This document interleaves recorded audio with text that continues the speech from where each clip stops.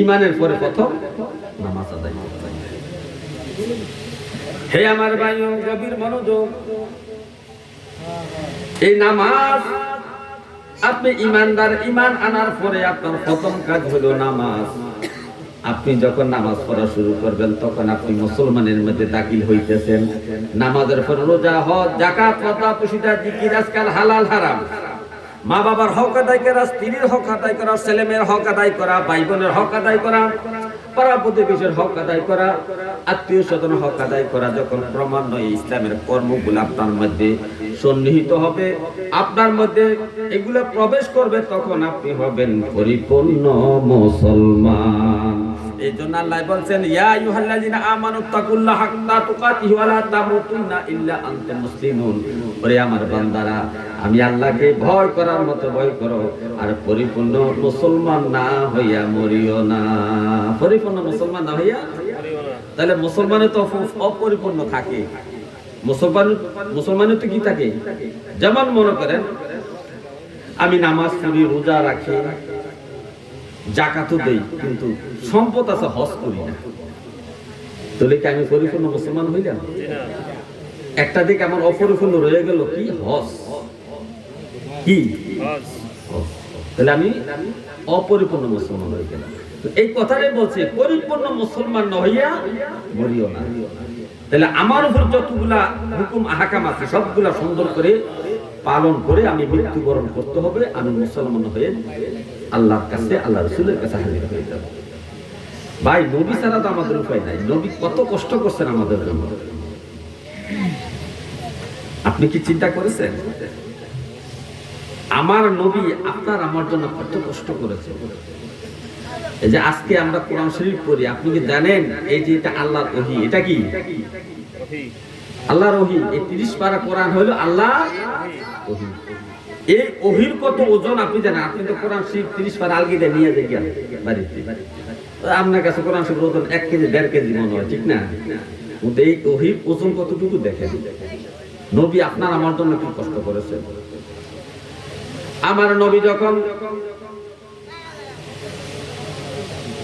সফর অবস্থায় থাকতেন, সাহাবায়ে কেরামের কোন সাহাবায়ে কেরামের কুরাতের উপর মাথা রাখিয়া নবীজি ঘুমাইতেন। আরে সাহাবায়ে কেরাম নবীকে কত ভালোবাসতেন, তারা সব সময় চাইতেন যে নবীকে যেন মাথায় নিয়ে রাখেন, নবীকে যেন সবসময় মাথার উপরে রাখতে পারেন, তারা চেষ্টা করতেন। নবীজি সফর অবস্থায় আছেন, এক জায়গায় উঠ থেকে নামলেন, শরীরটা দুর্বল মনে হইল, ক্লান্ত মনে হইল। সাহাবী বলে, ইয়া রাসূলুল্লাহ, একটু বিশ্রাম করবেন? নবীজি বলে, সাহাবী রে, একটু তো বিশ্রাম করা দরকার। কয়েক দ্রুত বেগে তাঁবুর ব্যবস্থা করা, তাঁবু টাঙ্গানো হলো। তাঁবুর ভিতরে ঢুকছেন সাহাবী, ঢুকছেন নবী, ঢুকছেন সাহাবী। সুন্দর করে নামাজের শুরুতে বসেন, আর যেভাবে শুরুতে বসছেন, বসার পরে নবীজিকে বলতেছেন, ইয়া রাসূলুল্লাহ, আপনি আমার উরুর মধ্যে মাথা রাখিয়া ঘুমাইয়া ফালা। কারণ বালিশ হইবে কোথায় তখন? নবীজি কোথায় পেয়েছেন? সাহাবী উরুর মধ্যে। এরকম আছে না, আমাদের ছেলেমেয়েরা এভাবে ঘুমাইলেন, আমাদের মা বাবার কোলের মধ্যে এভাবে নবীজি ঘুমাচ্ছেন। কিছুক্ষণের পরে জিবরাইল আলাইহিস সালাম ওহী নিয়ে আসছেন। ওহী নিয়ে আসার সাথে সাথে নবীজির ঘুম ভেঙে গেল, ওহী নাযিল হওয়া শুরু হয়ে গেল। সাহাবী বলতেছে, ও জগতের মানুষ, শোনো রে, ওহীর কত ওজন। জিবরাইল যখন ওহী নিয়ে নবীর কাছে আসছেন, নবীজির শরীরটা খাম দিল। আর আমার মাথার আমার উরুর মধ্যে যে নবীর মাথা মোবারক ছিল, এই মাথা মোবারকের এত চাপ আমার কাছে মনে হইল যেন আমার উরুটা সেপ্টা হইয়া যাবে। এত ভারী, এত ওজন, গভীর এত ওজন। শুধু তাই নয়, নবী সফর অবস্থায় আছেন উটের উপরে। নবীজির ওটের নাম হলো কাসওয়া। ওটের নাম কি? কাসওয়া। কাসওয়ার মধ্যে সওয়ার আছেন। জিবরাইল ওহী নিয়ে আসছেন। তখন কাসওয়া হাঁটতে পারে না। কাসওয়ার এমন অবস্থা, কাসওয়া পাগুড়া এভাবে কাঁপতে আছে, যেন কাসওয়া মাটির নিচে দেবে যাবে। এত ভারী, এত ওজন, ওহীর ওজন। ওই নবী এত কষ্ট করছেন। আম্মা জান আয়েশা বলে, হো জগতের মানুষ, তোমরা তো কোরআন শরীফ পাইবা ভবিষ্যতে লিখিত আকারে, কিন্তু জানো নি এই কোরআনের ওজন কতটুকু? কোরআন যে কত বড় তাজাল্লি পূর্ণ একটা ওহী, একটা কালাম। আমার নবী যখন মাঘ মাসে শীতের মধ্যে বরফের অবস্থা, এমন অবস্থায় নবী যখন শরীরে কাপড় থাকতো না, এমন অবস্থা ওহী নাযিল হইল, নবীর শরীর মোবারক ঘামাইতে থাকতো। জোরে জোরে বলেন সুবহানাল্লাহ।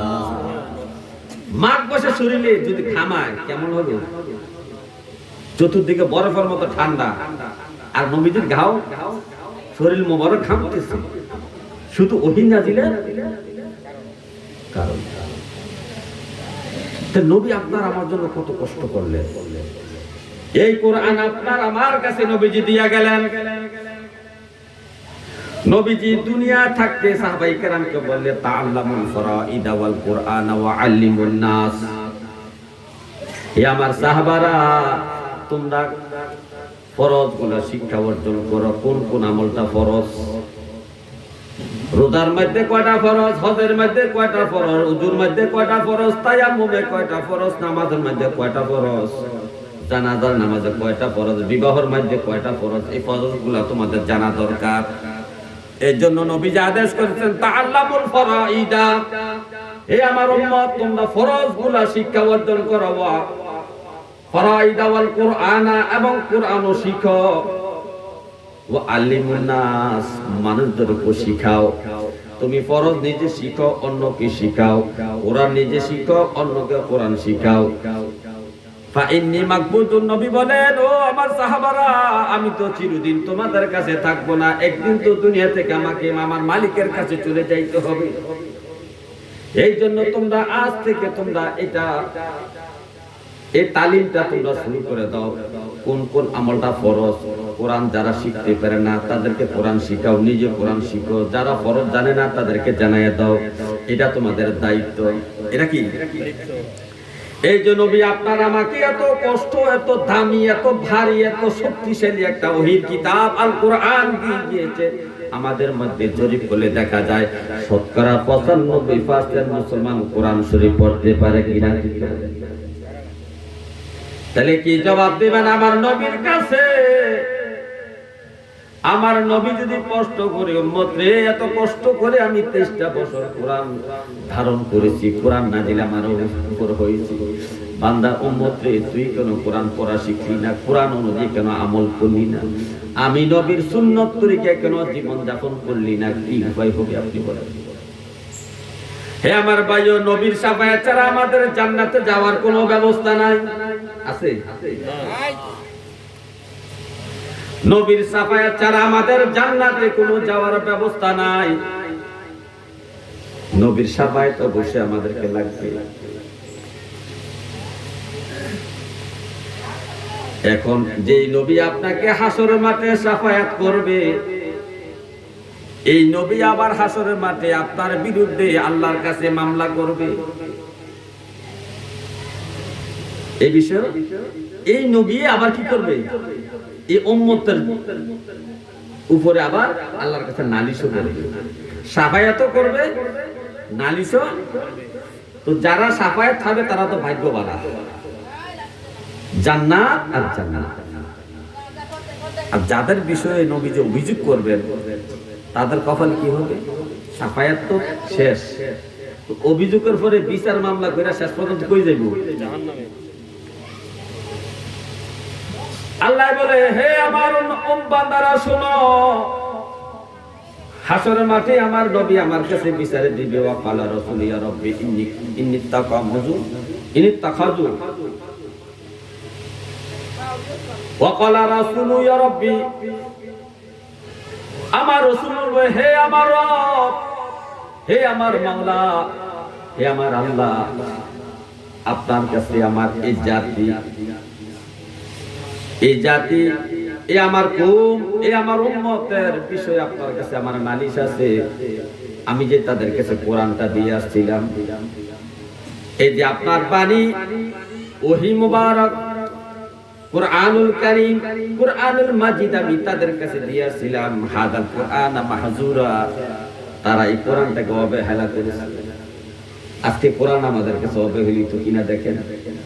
কোরআন আপনি ঘরের ভিতরে তক্তার উপর ফালাইয়া রাখছেন, বালু ফরতে ফরতে কোরআনের অবস্থা খারাপ।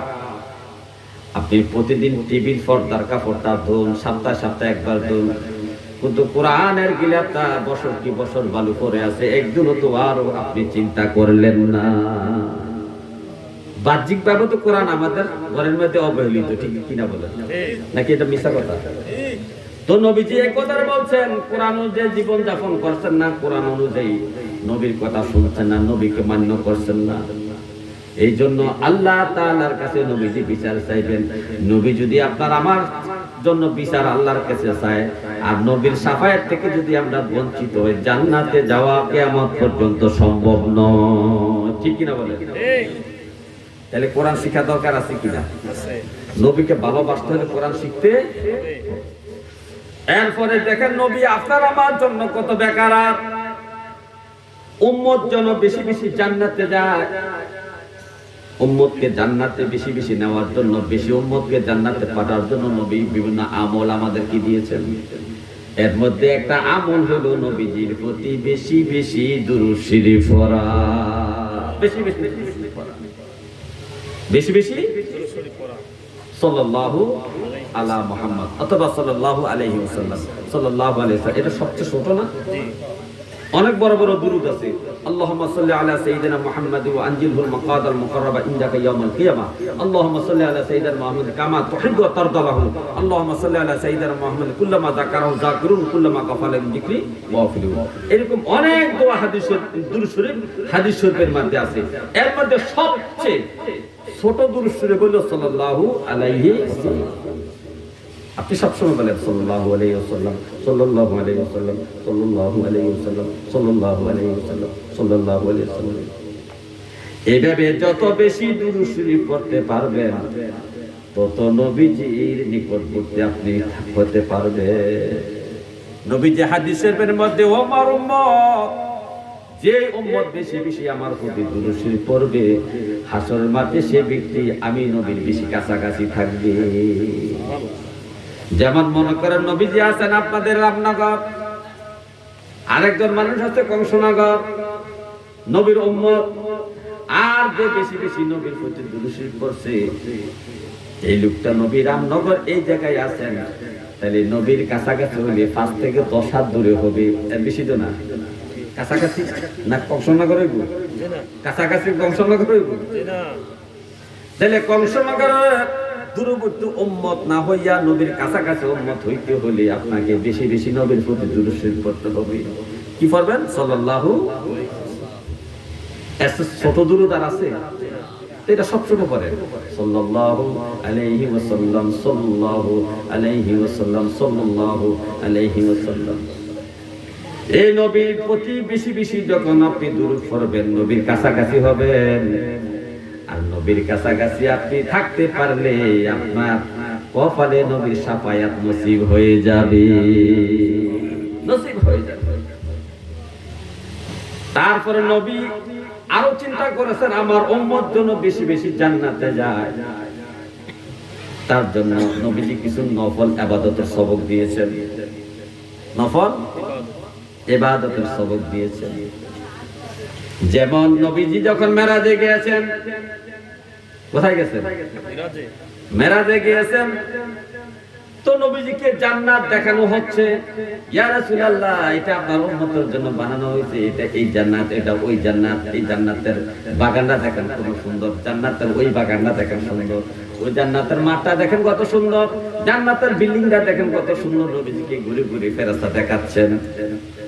নবীজি জান্নাতের বারান্দার মধ্যে হাঁটতেছেন, হঠাৎ করে নবীর সামনে দেখতেন কিছু হাঁটার আওয়াজ, পায়ে পায়ে হাঁটতে গেলে একটা আওয়াজ হয় না, আওয়াজ শুনতে পাইলেন। তারপরে নবীজি এটা বুঝতে পেলেন আমার বেলালের পায়ের আওয়াজ। কার আওয়াজ? নবীজির আশিক রাসূল হযরত বেলালের পায়ের আওয়াজ। নবী জান্নাত থেকে মেরাজ থেকে দুনিয়া চলে আসলেন। একদিন বেলালকে কাছে পাইয়া বেলালকে কষ্ট করলেন, বেলাল জান্নাতে তোমার পায়ের আওয়াজ আমি শুনতে পাইলাম, আমার আগে আগে তুমি জান্নাতে হাঁটতেছো, আমার আগে আগে। স্বাভাবিক, গোলাম তো সামনেই থাকি, সরেন সারাইতেছে, সরেন। যে বাটা সারাইতেছে বুঝতেছে, হ্যাঁ বাটা কি মন্ত্রী নি, হ্যাঁ বাটা গোলাম না, মন্ত্রীর গোলাম, ঠিক না? তো গোলাম তো সামনেই থাকে। সবচেয়ে বড় কথা হলো জান্নাতে কেমনে গেল, এইটা হলো আশ্চর্যের বিষয়। বেলালকে দেখলাম জমিনে, কোথায়? বেলাল জান্নাতে গেল কি করে? দুনিয়াতে বেলালকে কাছে পাইয়া জিজ্ঞাসা করলেন, বেলাল জান্নাতে তোমার পায়ের পদধ্বনি শুনতে পাইলাম, কি আমল করো তুমি বলো? বেলাল বলে, ইয়া রাসূলুল্লাহ, আমি তো তেমন অতিরিক্ত কোনো আমল করি না, তবে আমি একটা আমল বেশি করি। নবী গো, যখন আমার ওযু ছুটে যায় তখন আমি ওযু করি, অথবা 5 ওয়াক্ত নামাজের জন্য 5 বার আমি ওযু করি। যখন আমি ওযু করি তখন তাহিয়াতুল ওযুর নামে আমি 2 রাকাত নফল নামাজ পড়ি। কি নামে? তাহিয়াতুল ওযু। এতে বোঝা যায় হাদিসের দ্বারা তাহিয়াতুল ওযুর আমল যদি আপনি বেশি বেশি করতে পারেন, বেলালের পায়ের পদধ্বনি যদি জান্নাতে শুনতে নবী পায়, আপনি যদি প্রতিদিন 5 ওয়াক্ত নামাজের পরে পরে নফল ইবাদত হিসাবে আপনি বেশি করতে চান, তাহলে আপনাকে প্রতি বেলা ওযু করার পরে পরে নামাজের জন্য যখন আপনি ওযু করবেন, মসজিদে প্রবেশ করবেন, প্রবেশ করিয়া সর্বপ্রথম আপনি তাহিয়াতুল ওযুর 2 রাকাত নফল নামাজ পড়বেন। এটা প্রতি ওয়াক্তে পড়তে পারেন, যখন ওযু করবেন তখনই পড়বেন। অর্থাৎ এই নামাজটা সম্পর্কে কার সাথে? ওযুর সাথে। কার সাথে? ওযু করবেন তো 2 রাকাত নামাজ পড়তে পারবেন, মসজিদে হোক, বাড়িতে হোক, যেখানে মনে হয় সেখানে। আপনি গাড়িতে আছেন, ওযু করে তাড়াতাড়ি গাড়িতে উঠে গেছেন, এখন তার নামাজ আমি পড়তে পারলেন না, গাড়ি সিডি বই আল্লাহু আকবার, তাহিয়াতুল ওযু করলেন। কারণ তাহিয়াতুল ওযুর কোনো ওয়াক্ত নাই, টাইম নাই, সময় নাই। এটা সম্পর্ক হলো ওযুর সাথে। সম্পর্ক কার সাথে? ওযুর সাথে। তাহলে এই তাহিয়াতুল ওযুর আমল করলো লোকটা কি যেতে পারে? জান্নাতে। তবে এই 5 ওয়াক্ত নামাজ পড়া না, নামাজ না পড়া, শুধু তাহিয়াতুল ওযু করলে হইব? এটা তো নফল। ফরজ আমল আগে করতে হইব, করার পরে প্রতিদিন, প্রতি বেলা, প্রতি সময় যখন ওযু করবেন তখন তাহিয়াতুল ওযু 2 রাকাত নফল নামাজ। জান্নাতে যাওয়ার আরেকটা রাস্তা নবীজি বলেছেন, উম্মতে যখন তোমরা মসজিদে প্রবেশ করবা, মসজিদ হলো আল্লাহর ঘর, বাইতুল্লাহ। মসজিদ কার ঘর? আল্লাহর ঘর। যখন তুমি মসজিদে প্রবেশ করবে রে উম্মত, তখন তুমি 2 রাকাত নফল নামাজ পড়িও। দুখিল মসজিদ নামে, দুখিল বা তাহিয়াতুল মসজিদ নামে। দুখিল মসজিদ, তাহিয়াতুল মসজিদ একই কথা, শব্দ দুইটা, কিন্তু জিনিস কিন্তু একটা। কেউ কেউ লাউ, কেউ কেউ কদু, কেউ ছাগল কর, কেউ বকরি কর। তো তাহিয়াতুল ওযু, তাহিয়াতুল মসজিদ আর দুখিল মসজিদ একই জিনিস, নাম দুইটা। নবী বলছেন, তুমি যখন মসজিদে প্রবেশ করবা বসবা না। মসজিদে প্রবেশ করে বসা যাইব? আমাদের মধ্যে একটা অভ্যাস আছে, অনেকে মসজিদে যাইয়া আগে বইয়া না, বইয়া দাঁড়াই এখন নামাজ পড়ছে। আমি যেটা ভাই, এই যে আইয়ে বইয়া নিলেন, এটা কি তার হুজুর তো শুনছি মসজিদে ঢুকলে বইয়া নাও। আর কি এটা বল শুনছেন, আপনি বুঝছেন না কথাটা, কি বুঝছেন না? আপনাকে বোঝানো হয়েছে যে মসজিদে যখন প্রবেশ করবা তখন দুখিল মসজিদের 2 রাকাত নফল নামাজ পড়া বইবা। তা আপনি ওই বইবা কথাটাই শুনছেন, আগে যে নামাজের কথাটা কইছে সেটা আপনি শুনছেন না। এর কারণে আপনি নামাজ না পড়ে বইয়া রয়েছেন। দেশে বুঝতে পারছেন নি? এবার বললা কোন হয়েছে, এবার বলছে কোনটা? বৈশা যাবেন মসজিদে, দেয়া বৈশা যাবেন, এটা শুনছে। কিন্তু আগে যে 2 রাকাত নামাজ পড়ার কথা কইছে দুখিল মসজিদ, এটা সে শুনে নাই। এই জন্য মসজিদে গিয়ে আমরা প্রতিদিন বইয়া। আমি কইলাম, ভাই যে আপনার এটা ভুল। নবী বলছে, আমার উম্মত মসজিদে যখন প্রবেশ করবা 2 রাকাত নফল নামাজ না পড়া বসিও না। এই 2 রাকাত নফল নামাজ যদি তুমি জারি রাখতে পারো মৃত্যুর আগ পর্যন্ত, এই তাহিয়াতুল দখিল মসজিদের যদি তুমি অভ্যাসটা রাখতে পারো, দেখবা এই মসজিদ একদিন তোমাকে সুপারিশ করে জান্নাতে নিয়ে যাবে। আমরা আমরা তো জানি মুহাম্মদ রাসূলুল্লাহ সাল্লাল্লাহু আলাইহি সাল্লামের শাফায়াত কুবরার মালিক। এছাড়াও আর অনেকে শাফায়াত, পবিত্র কোরআন শরীফে শাফায়াত করবে, সূরা ইয়াসিন শাফায়াত করবে, মসজিদ আপনার জন্য শাফায়াত করবে। আরে ভাই, এত শাফায়াতের ইবাদত দিয়ে যদি জান কবরে যাই, আমরা কেমনে দুজকে যাব আপনি বলেন না? এত শাফায়াতের আমল কইরা যদি আমি কবরে যাই, নবী শাফায়াত করার জন্য দুরূদ পড়লাম, মসজিদে শাফায়াতের জন্য দখিল মসজিদ পড়লাম, ওযুর শাফায়াতের জন্য তাহিয়াতুল ওযু পড়লাম, আর কত আমল তো করলাম শাফায়াত পাওয়ার জন্য। এত শাফায়াতের আমল নিয়ে যদি আমি মরি, আমি কি জান্নাতে যাইতে পারি?